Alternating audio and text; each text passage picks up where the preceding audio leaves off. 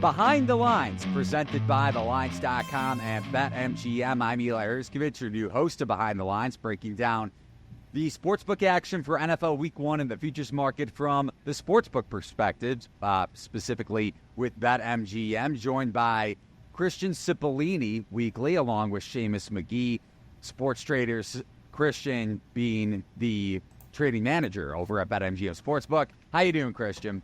Good. Football season's coming back, so excited. You having a cheesesteak this morning? I know you're located in Philly, so what are you eating to get ready for NFL Week 1? That would be nice, right? Get a nice cheesesteak ahead of time, especially for over Friday's game. I think that's going to have to be the plan. There you go. Maybe I'll join you. I used to live in Philly, so try to head out there for Eagles-Packers. But I digress. Big news this morning as we record here on Tuesday, September 3rd.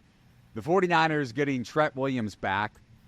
With a new deal, their left tackle, arguably the best left tackle when it comes to blindside blockers in the NFL. Also, Christian McCaffrey back at practice, the all-pro running back, after missing nearly a month of practice with a strained calf. And Brandon Ayuk, those two news-related items for San Francisco coming on the heels of Brandon Ayuk getting an extension last week, one of the 49ers skill position receivers and one of the best number 2 wideouts in the NFL behind Deebo Samuel and George Kittle, for that matter, 49ers tight end. But San Francisco up from -3.5 to -4 at BetMGM here on Tuesday after opening -6 back in May when NFL Week 1 lines opened up. The 49ers, of course, that line in regards to their season opener against the Jets. Aaron Rodgers in his return off of his torn Achilles on Monday Night Football. Some juiced 4.5s are starting to pop at other books, even a -4.5, -110 over at Circus Sports. What do you make of this game, and what kind of action are you seeing? Yeah, so far bettors really aren't scared of the fact that Ayuk wasn't playing or Trent Williams because we've taken so far more action on the 49ers.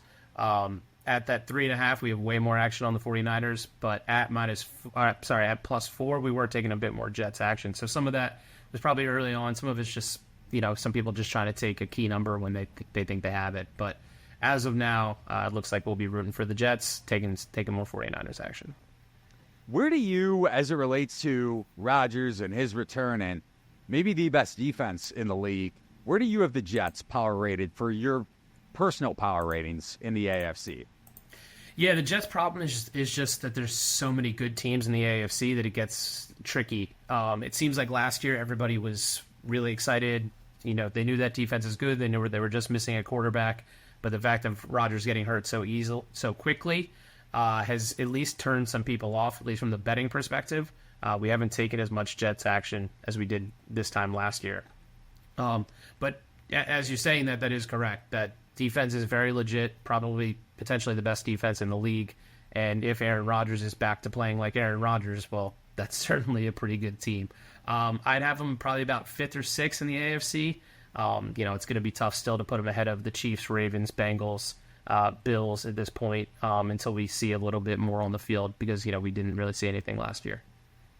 Jets over at BetMGM Sportsbook 20-1 tied with the Cowboys in that market. Dolphins, another AFC East team, 25-1. So behind New York. And after this game, and maybe some sports books, I don't know, BetMGM has Super Bowl futures odds up when a team like the Jets or any NFL team, for that matter, are playing. But we'll see how much this game adjusts the Jets' Super Bowl odds if they are able to upset San Francisco on Monday Night Football, just because the upcoming schedule after Week 1 for New York, at least over the next 5 to 6 weeks, is pretty soft. So one thing to note for Jets 49ers, Hassan Reddick, who they acquired in the offseason, one of the better pass rushers for the Philadelphia Eagles, who we'll get to in a little bit.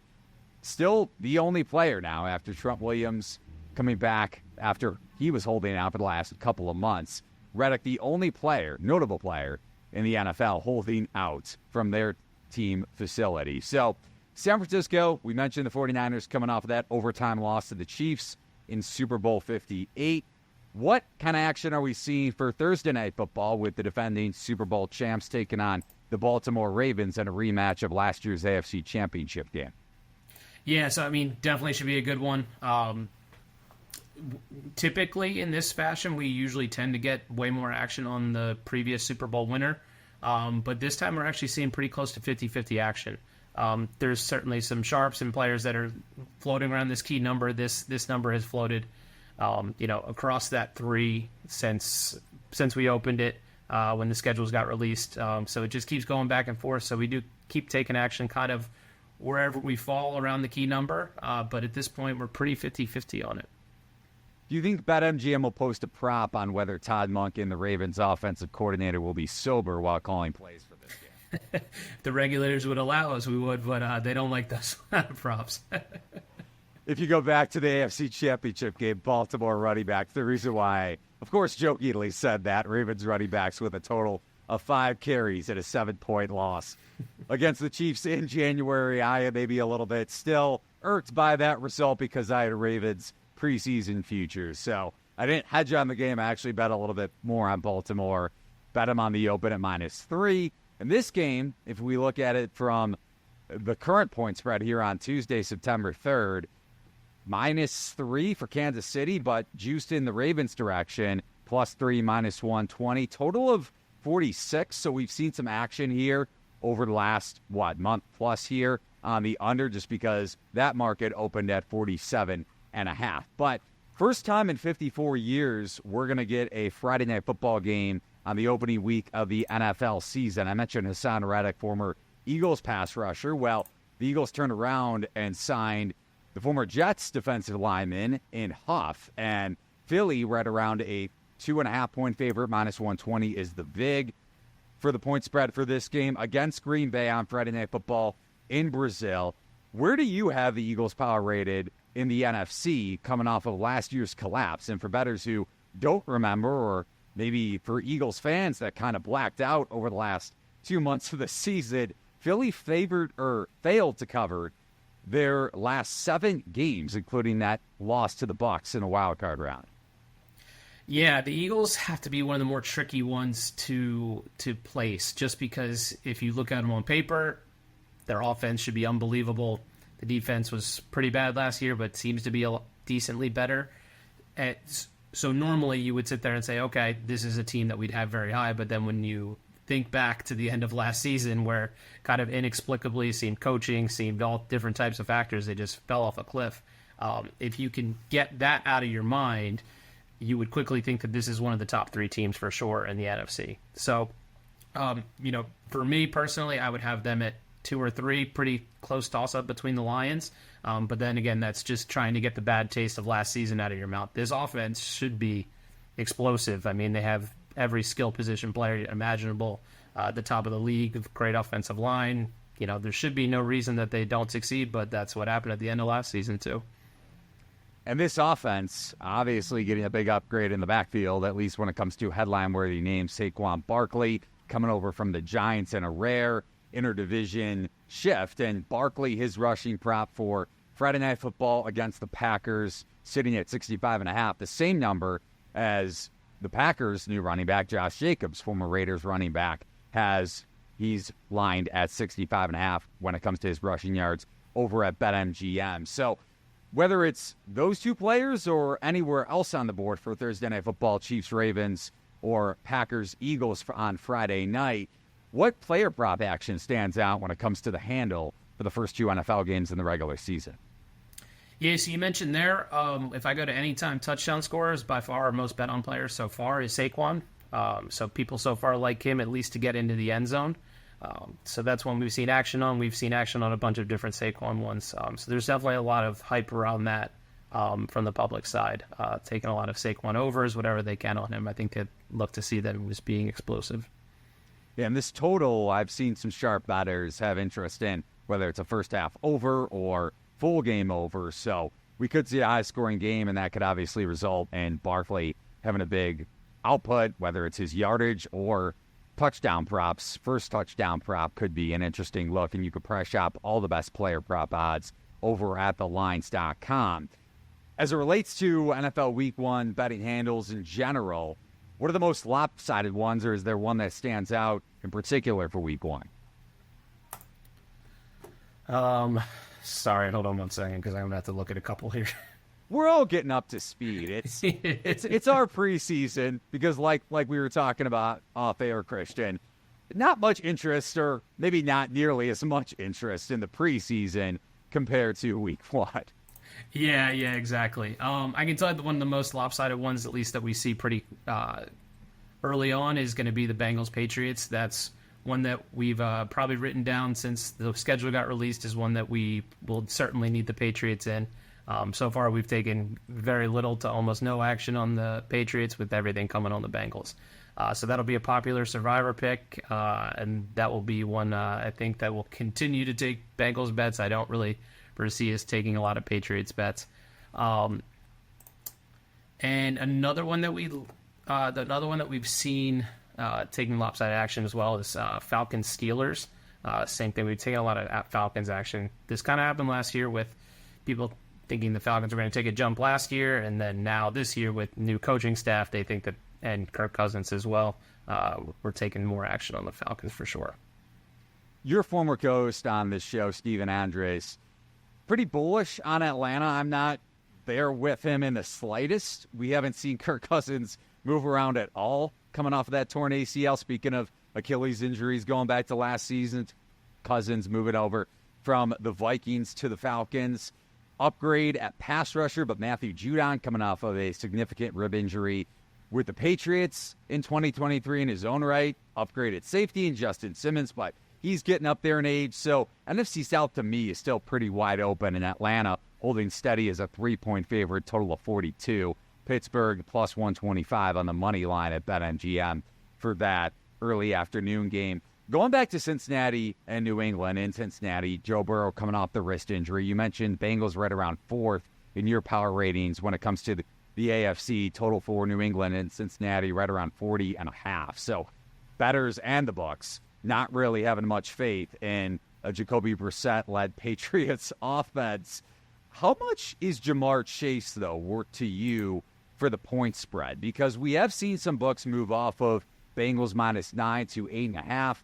Jamar Chase still technically holding out, but he's at the Bengals facility. So juxtaposed to Hassan Reddick, he is at practice, just not practicing. So let's say Chase doesn't play. How much is a receiver like that, one of the best receivers in the league, worth to the spread? Yeah, he would probably get this line closer to like 7.5 at this point, probably. But some of that would be factored in, like you mentioned, the move from 9 to 8.5. We're still sitting at 9. I would think that we would still 7.5 is. I'd say we'd probably end up at if he didn't play. We're personally factoring that he's gonna play. That's the way that we're sitting at the spread here. We're still holding at 9, so that's pretty much our estimate from the book. And Burrow coming off of the wrist injury, so we'll see how that affects him. A lot of differing opinions when it comes to an injury like that, just because it's pretty unprecedented across quarterback injuries. We see Achilles, not a significant wrist injury. Overvalued, undervalued teams mentioned where you have a team like the Bengals place in the AFC in your NFL power rating. Same thing with the Eagles in the NFC. Which team, and I do want to preface, this is not the BetMGM Sportsbook opinion, this is the take of one Christian Cipollini. Which team or teams are overvalued, undervalued to you as it relates to the point spread for NFL Week 1? So, for Week 1, yeah. Week 1 for the point spread. There's a couple that you could probably list on here. For one, I personally like the Bears this season, but I actually do think that that's a little bit overvalued. I also think this Titans team on paper should be a lot better as well. So that's actually one we have seen a bit of action on the Titans, which I was a little bit more surprised on, but this feels like a pretty big spread for a team that has very new faces, probably will take a little bit, learning curve for this team. So 4.5 is a decently high number for that. Another one, I think the Bills, as much as I like the Bills, I have them very high in my power ratings. I think 6 is kind of a lot of points against the Cardinals. That, again, another team that I think Kyler fully healthy, full off season. I think that's another team that should be pretty decent to start the year.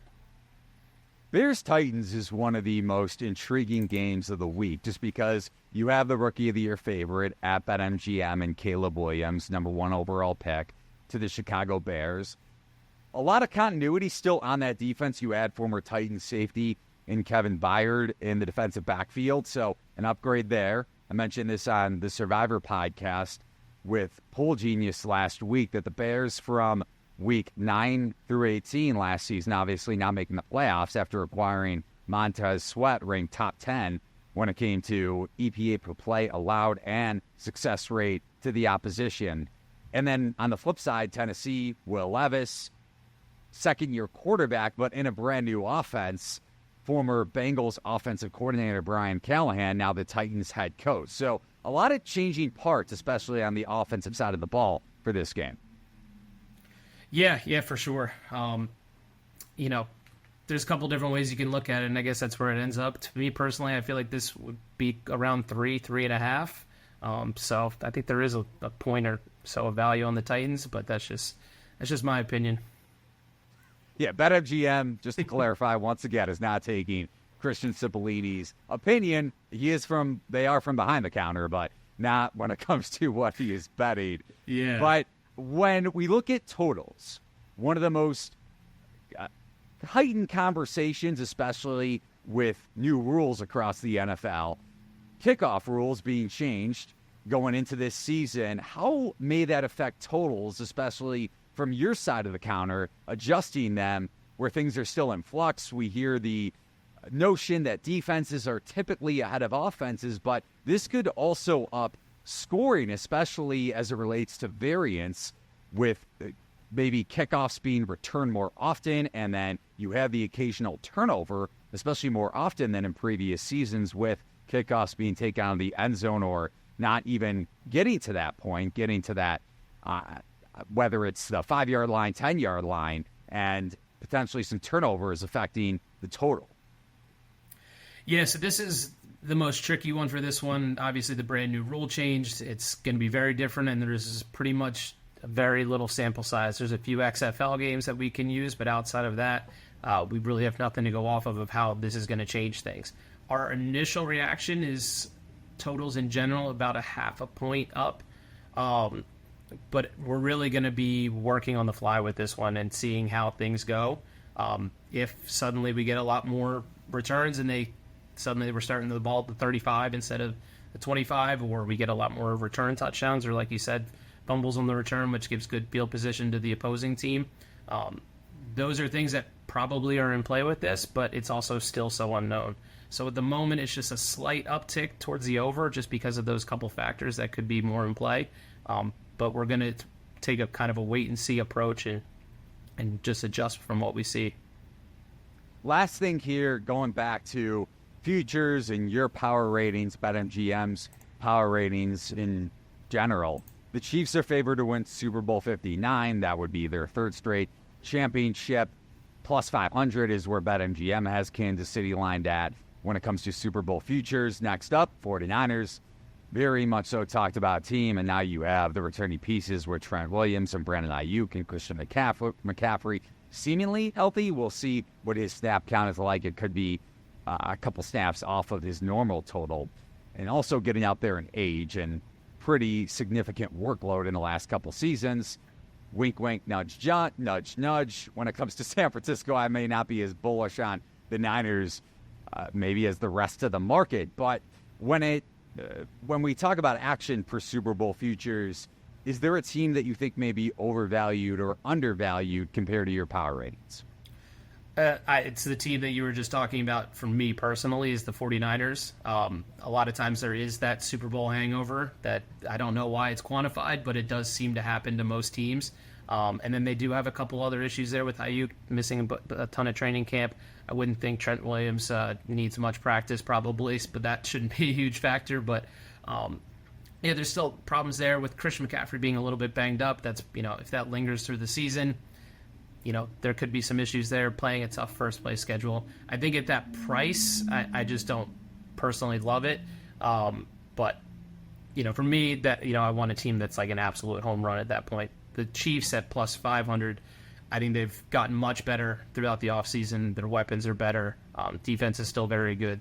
That's one that I can kind of stomach that price a little bit better. They also have Patrick Mahomes that very much helps. So sometimes it's just more of like the price versus what you're, the team that you're getting there. I think there's a chance that the 49ers could be a little bit overvalued, especially with the NFC. I think got a little bit better, or at least last year it seemed like they were pretty much the only team in town. And there's a couple other contenders this year, with the Packers looking a lot better, the Lions, the Eagles' new revamped offense. So they should. It might be a little bit more of a struggle for them.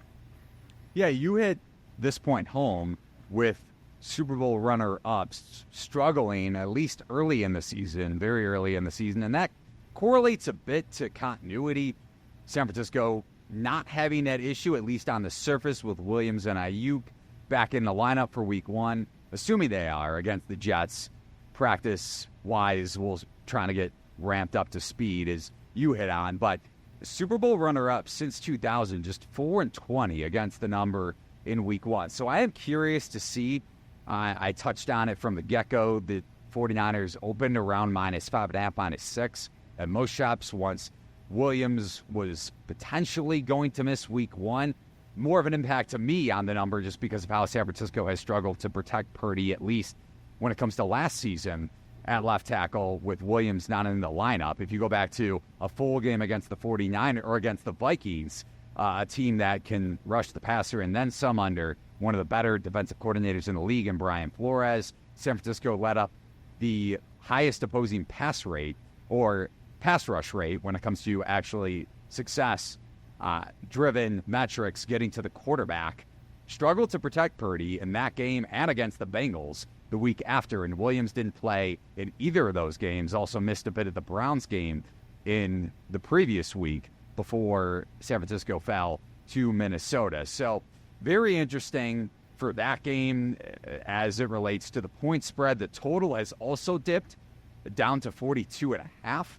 Are you surprised that the total is that low, or do you think with this Jets defense being as elite as it can be and San Francisco having most of their pieces back, also getting Hufanga back at safety, we saw how much of a drop-off they had defensively without him in the lineup?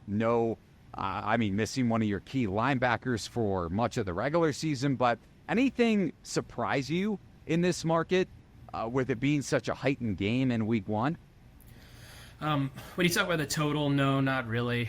The first week, I feel like unders in general, we open at a pretty high price, and then I feel like they tend to come down as we get closer to it, especially with losing a preseason game and players not playing as much in the preseason as they used to, too. Sometimes week one, especially the first half, is a little bit of shaking off the cobwebs. It probably leads to the defenses being in a better position. But then also you're talking about the fact that you have the Jets defense, which should be very, very good. Both offenses probably shaking off the cobwebs, and 49ers defense is very good too. So that total coming down does make a lot of sense to me. And then the other points that we mentioned on the spread, the fact that the 49ers have had at least some problems to deal with in training camp that the Jets haven't had. The Jets, it's usually just more so on, is Rodgers fully healthy and is he ready to go? If you think that answer is yes, well, then the Jets are probably pretty good at this nice price, and they'd be very good at a +6, something like that. So tends to make sense from kind of what I've seen in the past. When it comes to totals, I have a bet for week one in our Discord channel. The link is over at thelines.com in the top right-hand corner to join. It's free. You find all of our best bets for week to week and also NFL futures. I have the Browns Cowboys under. I bet that a couple weeks ago, actually at BetMGM at 43.5. It's down to 42.5. Not the closing line value or closing total value. As you know, Christian means anything in the NFL. But you can find all of our bets for week one, not Christians, but all of our staff over at thelines.com and our Discord channel. Also find the best promos, especially for BetMGM, over at thelines.com when you sign up. Maybe the best sportsbook promo if you want to check it out over at thelines.com. As you all know by now, we've teamed up with BetMGM this season. We'll be using BetMGM lines to make all of our picks, and we'll have special offers for our listeners each week. If you haven't signed up with BetMGM yet, use promo code THELINES, that's the lines one word, and you will get up to a $1,500 first bet offer on your first wager with BetMGM. Here's how it works. Download the BetMGM app and sign up using bonus code THELINES. Deposit at least $10 and place your first wager on any game. You'll then receive up to $1,500 in bonus bets if your first bet loses. Just make sure to use bonus code THELINES when you sign up.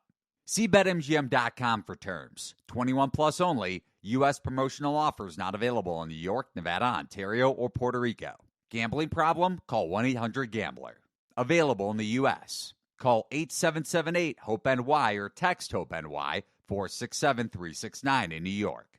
Call 1-800-NEXT-STEP in Arizona, 1-800-327-5050 in Massachusetts, 1-800-BETS-OFF in Iowa, and 1-800-981-0023 in Puerto Rico.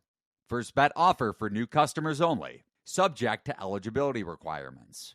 Rewards are non-withdrawable bonus bets that expire within 7 days. In partnership with Kansas Crossing Casino and Hotel. Don't forget, if you haven't signed up for BetMGM yet, use bonus code THELINES and get your $1,500 first bet offer today. So he is Christian Cipollini, trading manager over at BetMGM. He'll be joining us throughout the season along with his coworker, Seamus McGee. Thanks so much for joining me today, Christian, and good luck with NFL Week 1. I'm maybe not wishing you as much luck as I am my fellow bettors, but still, good luck.